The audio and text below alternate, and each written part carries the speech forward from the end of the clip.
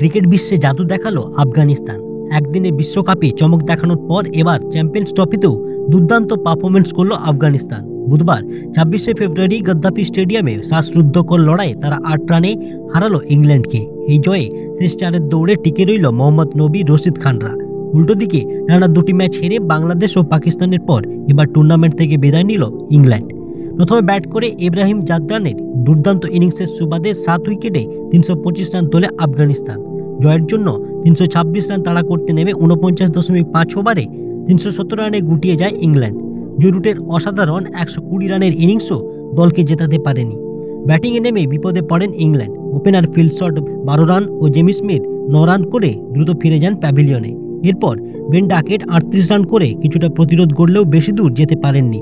Middle অর্ডারে Harry Brook 25 run ও Jos Buttler 38 run ও Liam Livingstone 10 run করে ব্যর্থ হন। জো রুট একাই লড়াই চালিয়ে যান। শেষের দিকে জেমি ওভারটন 32 রান ও জফরা আচার 14 রান করে চেষ্টা করলেও ইংল্যান্ডের হার আটকাতে পারেনি। 8 রানের ব্যবধানে জয় পেয়ে চ্যাম্পিয়ন্স ট্রফির সেমিফাইনালে ওঠার লড়াইয়ে টিকে থাকলো আফগানিস্তান। এরকম ক্রিকেটের খবর পেতে সঙ্গে থাকুন।